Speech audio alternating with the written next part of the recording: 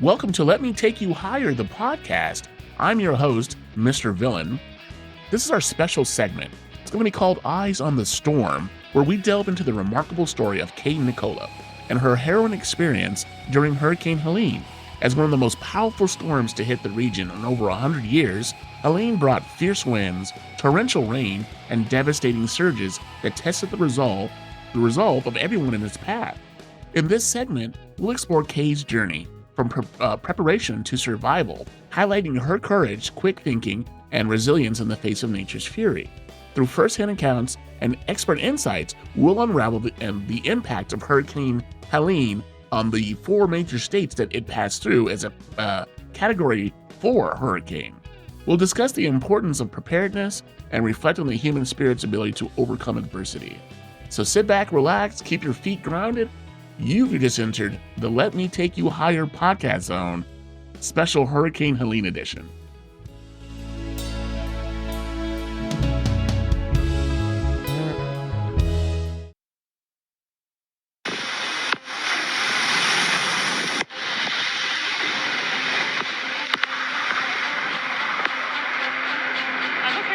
My car's gone. I'm okay. It's okay. Everything's gone. It's all gone. It's okay.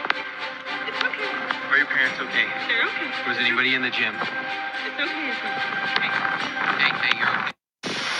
Let me take the hurricane, Nicola's tale, out in the storm where the wild winds blow. Kay Nichola stood tall, ready to go. A hurricane was raging that night.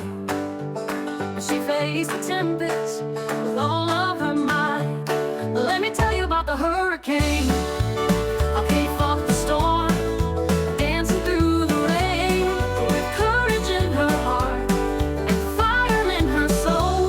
She weathered the chaos, she took control. Waves crashing high, the sky turned to gray. Kay had a plan, come what may. She boarded her windows, secured every door. Determined to stand, she'd fight for more. Let me tell you about the hurricane, how Kay fought the storm, dancing through the rain, with courage in her heart and fire in her soul. She weathered the chaos, she took control. Waves crashing high, the sky turned to gray. Kay had a plan, come what may. She boarded her windows, secured every door. Determined to stand, she'd fight for more. And with the howling winds and the thunder,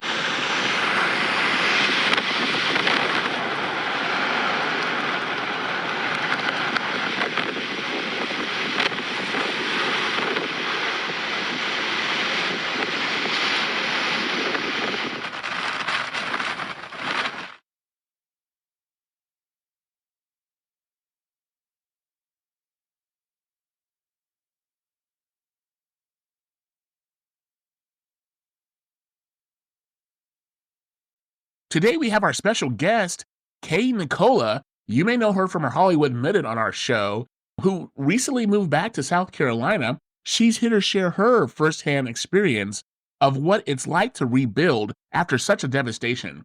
Kay, welcome to the show. How are you? I'm doing good. How you doing? No power. Day 5, night 6. Yeah. So let's dive right in. Hurricane Hellene was a beast, and I know I was watching CNN, the weather reports, everybody was saying, oh, you guys have to be careful with this one. This one's going to be pretty big, because when it made its initial landmass into the Florida cauldron is what I call it, it came in at a Category 4 storm. And guys, if you don't know anything about that, there's 5 categories of storm, of course, 5 being the highest. Now, this one hit land at a 4. So, I mean, that's almost devastating, right? So tell me what you've been going through so far, because as you just got back to South Carolina, and they got hit pretty hard. So what's going on out there?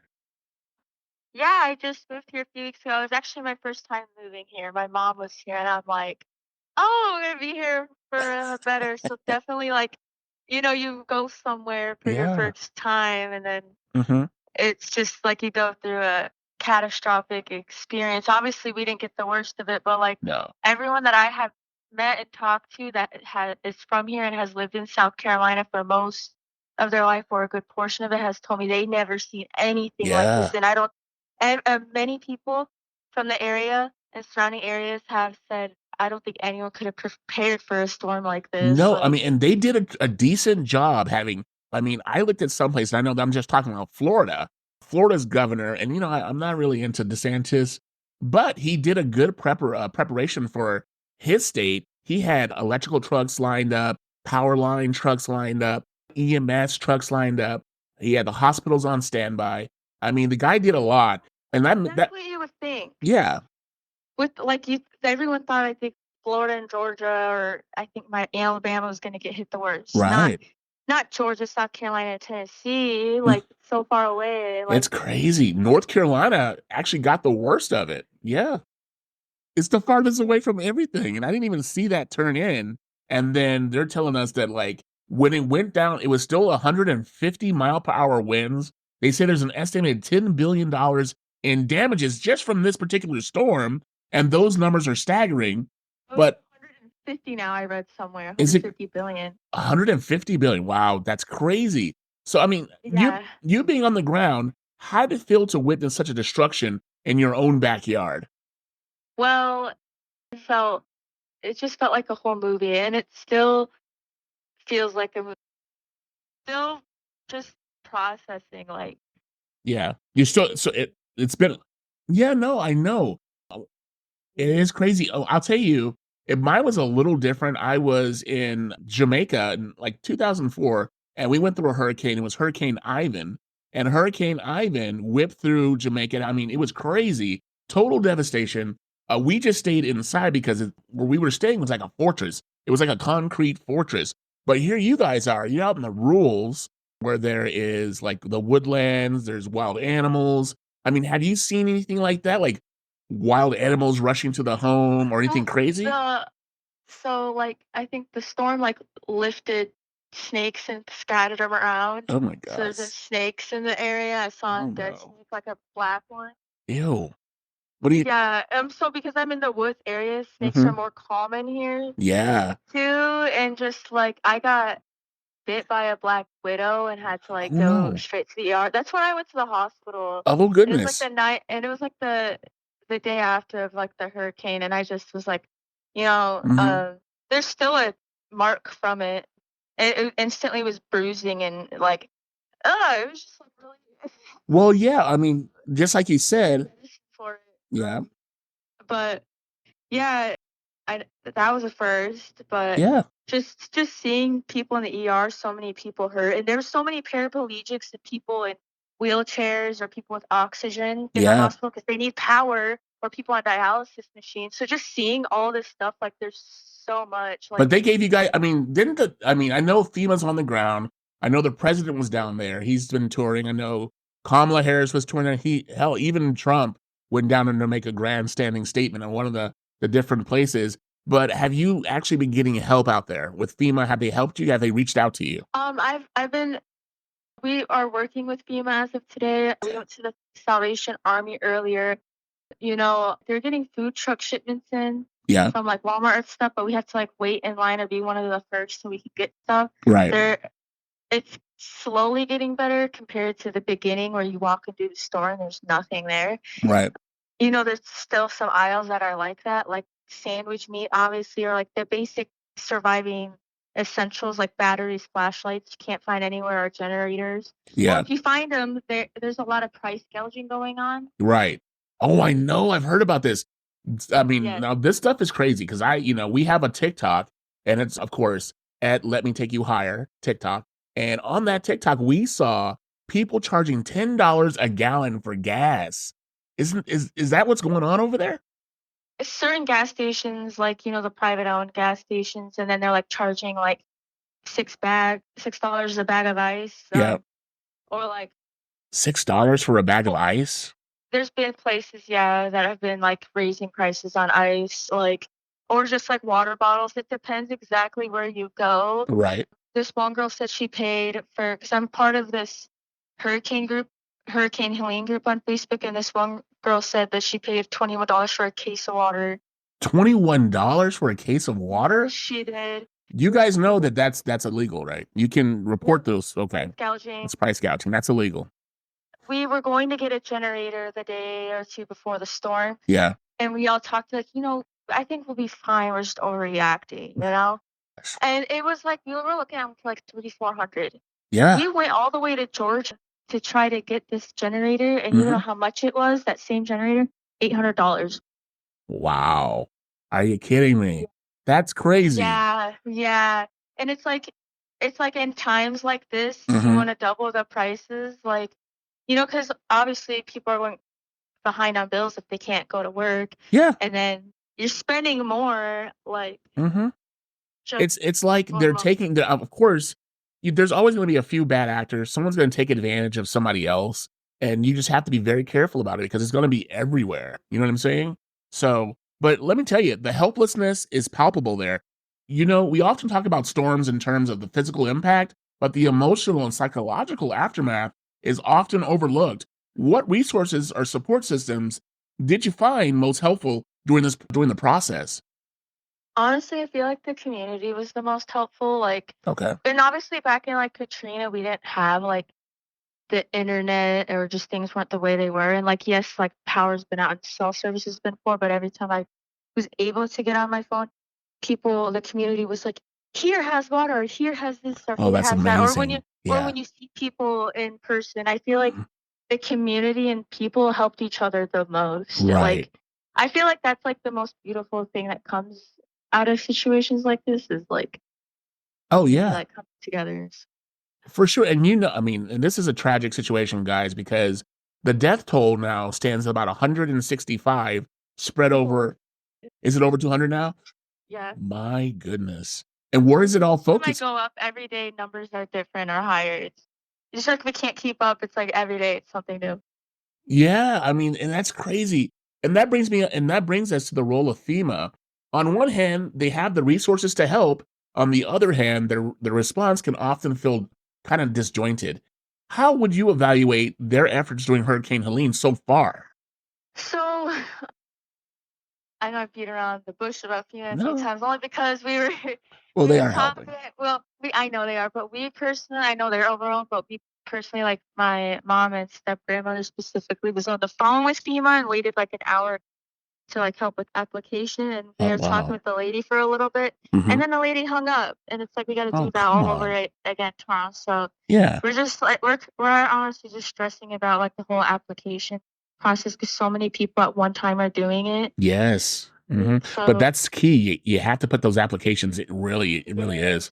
Yeah. I told my neighbor who got part of their roof torn off that, like, you better save your receipts and Yeah. show that to FEMA, or you better get your money. You better get your money, get your greens.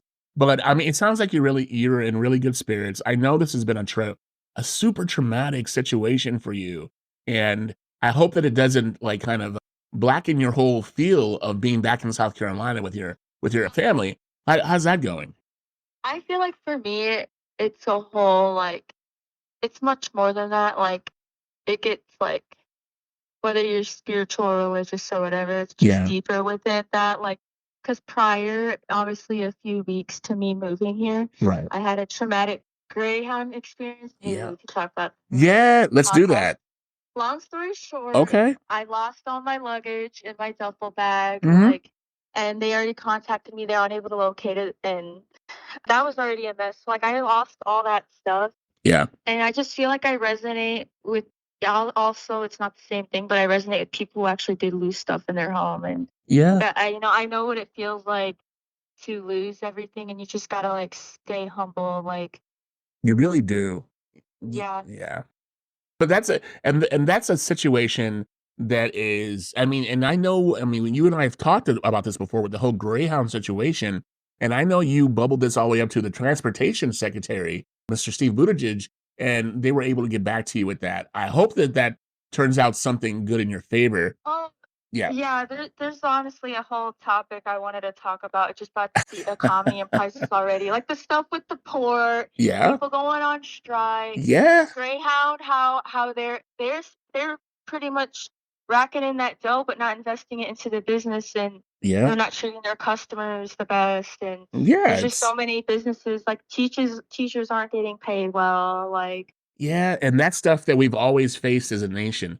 We don't take care of our first responders the way we should. We don't take care of our veterans the way we should. and all this Hmm. money over to other countries. Yeah, and that's part of it too. And that's a broader question too, and great topics.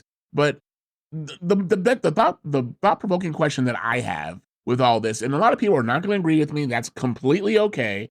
But with climate change causing storms to grow stronger and more frequent, what do you think communities can do to better prepare themselves for future disasters? Because this is just the cusp of it.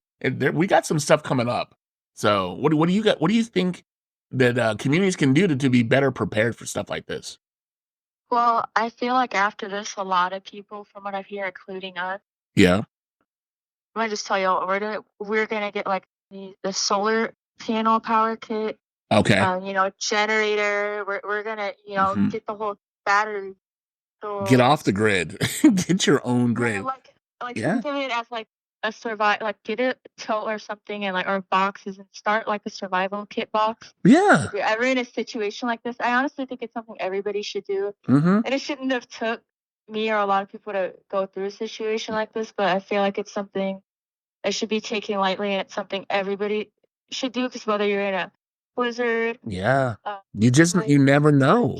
Mhm. tornado, or Yep. flood, I feel like everybody should have a survival kit. Yes. And I would say I'll go one step further. Get a 5-gallon tote or something a little bit bigger and collect rainwater. Put it like a liner in it, bag in it, poke holes in the top of it so get insects in it or whatever the case may be. Collect Mm, rainwater throughout the year just in case as a backup and then filter it. Like, with a Brita or something. That's Yeah, that's free water. Mhm. Luckily, we have water. Obviously, it's not hot because the Right. power's off. But because during the day, I find it's when it's warmest because the sun's out, Yeah. and then it's kind of more chilly at night. So like I'll wash my hair first, and then Yeah. like get in the bath, and then just like wash my body, and then get the fuck out. Or and a smarter thing if you wanna spend a little bit of money is to get those 5-gallon water jugs, get about 1 or 4 of them, and then save them. And then when you need to cook water, yeah, you just get, like, one of those. Yeah, get, like, one of those little camper stoves that have the butane, you don't have to put there's no electricity involved, and you can just boil your own water and warm it up to take your baths or whatever. I mean, there's a lot of things you can do. Because where you guys are, you are gonna be in the path of these storms going forward, just so you know. This isn't gonna let up at all, and next year is probably gonna be worse, unfortunately. So Usually what happens once, will happen then. oh, yeah, for sure. And just with climate change, they're saying this is gonna actually.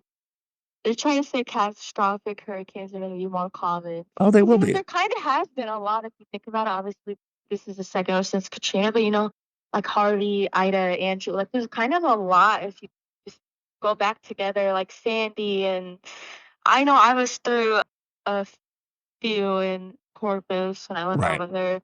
It was hit, Galveston and New Orleans the most, and I honestly thought the storm was gonna like Mhm. go more like in the southern states, but it's just honestly, I think everyone's shocked like it just came up like Yeah. this. But, I mean, they were saying this. And I'm not trying to, pass judgment or whatever the case may be. I know a lot of people wanna live in the rural outsides of society, I get it, but they were saying this for about almost 10 days before the storm hit, that they knew this one was gonna be a big one. So they were telling people, it just a lot of and they weren't demanding because they can't do that, but they were pleading with people not to stay. "Please leave, leave, leave." My And mom, the only place we could have gone to is the army base in North Carolina. right. But honestly, I'm kind of happy we didn't because we kind of would have been stuck on base longer or like could Oh, have yeah. gone in or out. Yeah, because I'm not sure entirely what the situation is going on right now, but I know Mhm. it's just been hectic with National Guard there and here Yeah. and other states. So at least the National Guard has been helping from what I saw the past few days and stuff like that. So Okay. Well, let's shift gears a bit. For those who may not know or who may not be aware, can you share with the audience immediate steps individuals should take when a hurricane is forecasted by your local weatherman? So, from what I have gathered, a hurricane can drastically change. Like, obviously, for this one example, it went to category 4 storm within 48 Yes. hours. So, Mm-hmm. like, pretty much, if you see a hurricane and it says it's gonna come to your direction or a surrounding area, Mm-hmm. always, always be stocked up. Make sure you have some water, batteries, MREs, ready. coolers, Coolers, ice. generator, Yep. generator. Mm-hmm. Yeah, I didn't honestly. I know I've heard the word generator, but I really, cause I mean, I don't know what the fuck a generator really It gives is. you power. It's- You know what I yeah. mean? Now remember, guys, if you're gonna go the generator route, and I would tell you, if you're gonna be in the eyes of the storm, don't do gas, and don't put it in your house. People make that mistake and people No, die. it actually happened earlier this week. The house blew up or the garage because Yeah. they put a gas generator. And not just that, carbon dioxide. The thing, it has to exhaust out, just like a car. Yeah, and you could be asleep and you go to sleep and you won't wake up. I guarantee it, unfortunately. But I mean, there are things you really have to know when you're working with generators. But that is an absolute wise advice. But now let's talk about the long road to recovery. Estimates suggest that every dollar spent on mitigation saves communities $6 in future disaster costs. What are your thoughts on this? Like, so for every dollar you spend on getting stuff situated, it costs you more in the later run. But is it worth it to you, do you think? Should you really be doing that in the early stages of Yes, okay. yes, because you're gonna end up spending more in the end. We probably spent about $50 on ice already, and it hasn't even. It's a week. That's so It's a week crazy. Saturday. Yeah, because we got to keep our coolers and freezers, all that food. That's so much money. Yeah. Like we don't. You know, my mom's just a mom. And my step grandmother here. They like to make sure we always stocked up. Yeah. And, Which is good but, because like, they But know. they weren't prepared for like them to break down. So they're like, oh my god, all our food. Like, Yeah. you know what I mean? Like, Oh, that's crazy. And when you're out there on the ground, do you see destruction everywhere you look? Like, are there houses broken up? I've seen videos where their complete roads have been torn off of their foundations. Are you seeing stuff like that too? not rows ripped off. Okay. I've seen roofs off, trees on houses, power lines everywhere, trees just everywhere, like big giant trees with roots torn out of the ground. Like when I see massive trees ripped out by the root, like massive trees. And I was with my mom to get my stepdad from work, who works an hour away, which is more headed towards North Carolina. And when I say there's this big giant tree on someone's house, just chilling there, it was like. Yeah. So I've just been seeing a lot of damage. Like you can't go a mile without seeing something that happened from the hurricane, pretty much. So it's kind of it's pervasive, like it's like everywhere then, right? Yeah, I've been seeing something new every day, and then I mean, people aren't acting as crazy as they were from the first couple of days. Like, it's the end of the world. The day after the hurricane, everyone was driving around, and there was no power in like the whole state or this whole Mid-Atlantic, South Carolina. Okay. And everyone's driving everywhere, and if it wasn't for the like internet and the groups and people being connected, stop driving everywhere. Yeah, please. Shut down. You're gonna waste your gas. Everyone's just going nuts. Gas stations were open. Nothing was open. That's It was horrible. crazy. That's so horrible. Yeah, it's crazy. Yeah. No one knew what to fucking do. I know people were. But they were just going crazy then.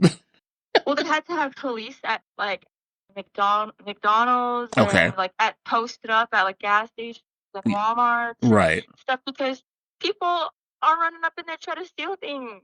Yeah, I mean, look, people take advantage. They take advantage when something like this goes down. People will do what they got to do and take what they got to do, and just go. They just go stealing M&Ms. I mean, you can't live off M&Ms. Put those M&Ms down. This is crazy. You know what I mean? Shit. But well, Kay, we are so happy that you're safe. We're really, really ecstatic about it because you were in the eye of one of the most powerful hurricanes that has hit in the last 100 years. I'm not sure if you're aware of that. And yeah, how do you feel about that? I mean, you're a part of history now because people always ask people always ask me like, where were you in 2004? I know it off the bat. I was in Jamaica and Hurricane Ivan, and now people ask you the same thing. What were you in 2024? And what will you tell them? I've been having so many people already message and ask me, but I'm still processing it because the aftermath is still happening.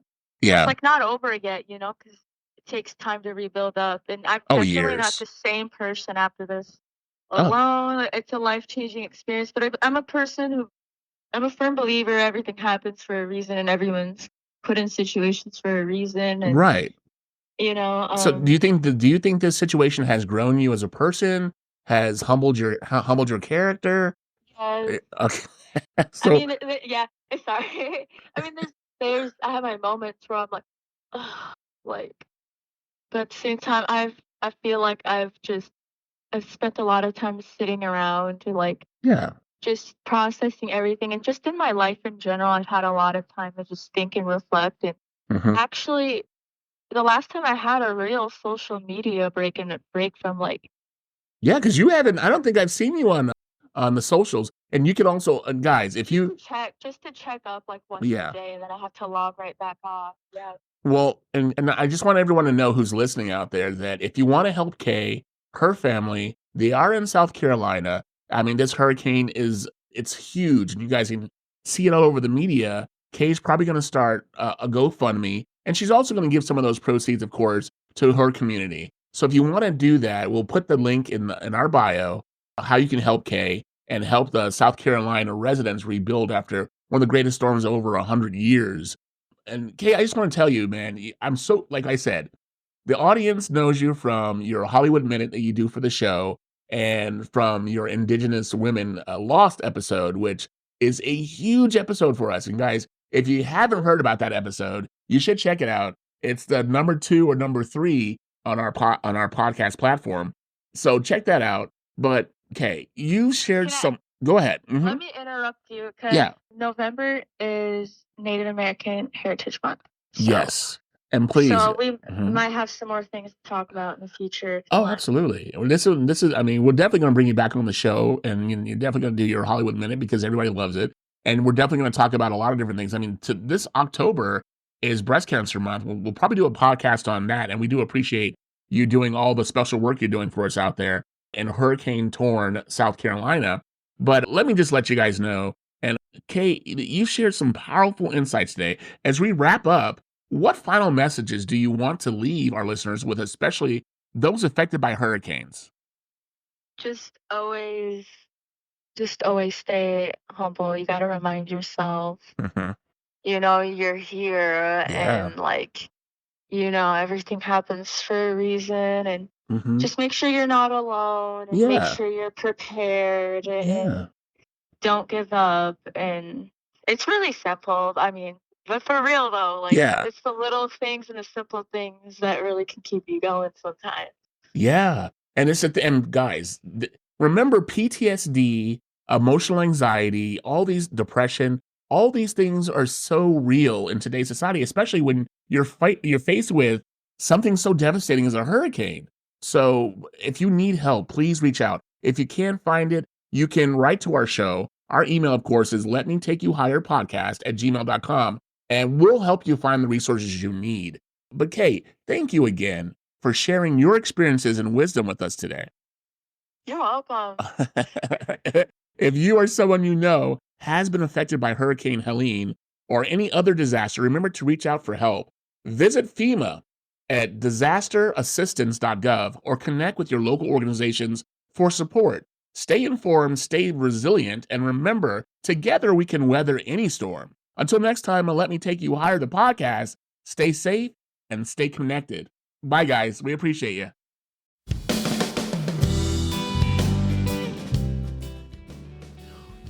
And that's a wrap on this episode of Let Me Take You Higher, the podcast. Big thanks to our special guests and a huge shout out to our incredible sponsors. You guys are literally the wind beneath our podcast wings. Remember, this show was dreamed up and brought to life by yours truly, Mr. Villain. And it's all made possible by BC Entertainment LLC, a proud subsidiary of Big Cheddar Music LLC. All rights are reserved by BC Entertainment, so don't even think about touching that dial without permission.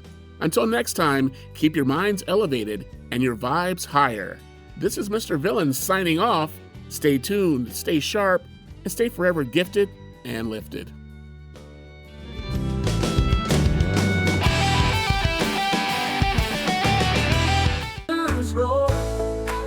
She found her strength, she was ready